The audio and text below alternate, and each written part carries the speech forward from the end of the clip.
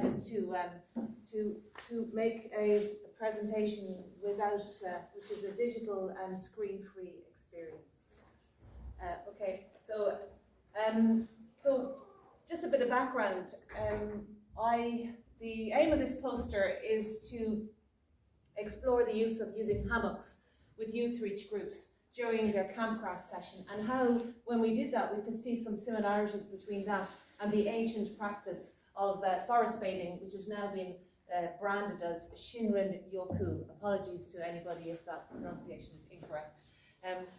What I'm hoping to do with this poster is just to talk about how using hammocks with Campcraft with these students may benefit their social and personal development, and to look at the changes in practice that I, as an outdoor instructor, will have to make in order to start engaging with this type of operation. Okay, so the background for me is that I am an outdoor education instructor, and my role in the last few months, I've been recently asked to coordinate and run a new outdoor education programme for the 12 Youthreach projects which are in the Cork ETB catchment area. So Youthreach is a school completion programme which is for at-risk youths between the ages of 15 and 20 years. And the aim of the programme is to bring these students through an education system which will allow them then move on to whatever they want to do in life: apprenticeships, college, PLC courses, into direct employment.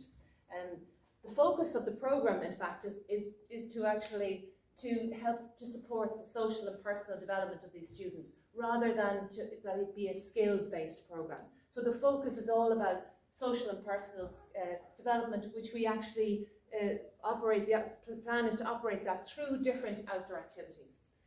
In the last 2 months, we've been involved in trying to introduce the idea of the programme to the Youthreach coordinators and to the students themselves. And we've been using Campcraft sessions in order to do that.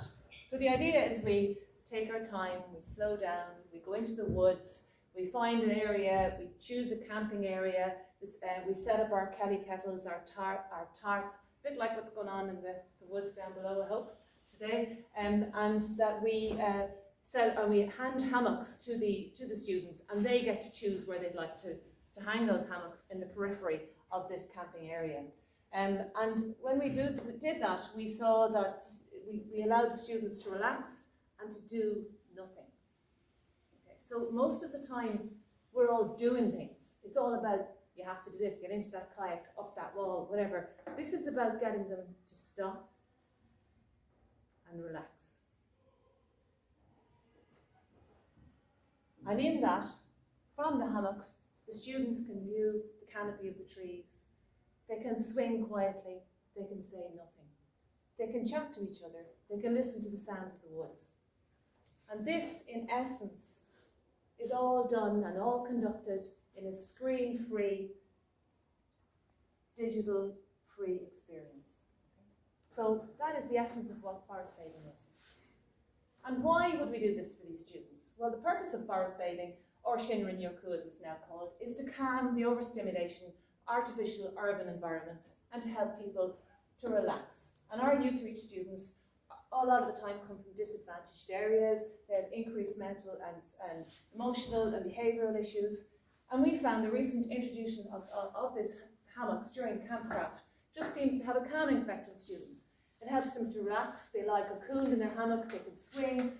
This helps engage the vestibular system, which helps to calm the person, slows bursts of activity of the brain, helps us relax. Spending time in hammocks increases the parasympathetic nervous system, helps us to relax, reduces anxiety. And as Katie said earlier, we've got those phytokinoids flying around the woods, and that helps us to relax.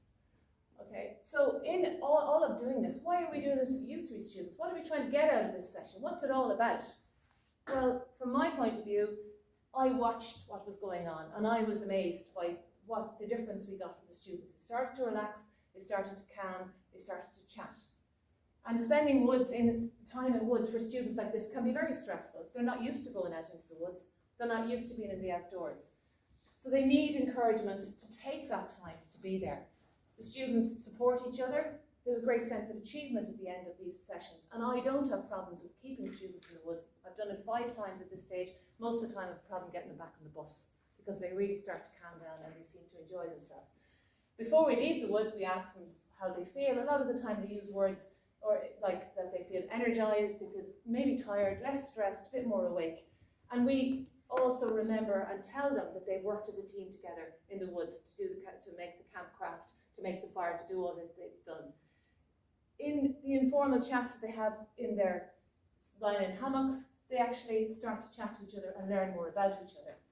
And they're making connections with their local amenities, with their woods. We're creating some sort of link to place. So the hammocks were strategically added to the programme as an activity for students so that they could repeat this experience themselves, go to their local woods, sit where they would like to sit, and start to take ownership in their locality. And finally, if this is working for our students, we have to listen to the students and we have to start creating an outdoor education programme that suits their needs. So in the future, in the next year, this is going to be happening in the ETBs linked to the Youthreach programmes. But the biggest challenge we have is to create an outdoor education programme that is student-led, that the experience in the outdoors uses some sort of proper design for learning, where the students are given more freedom to make their own choices and to initiate their own learning. And this experience for me has allowed me to listen to students and start that process. Thank you.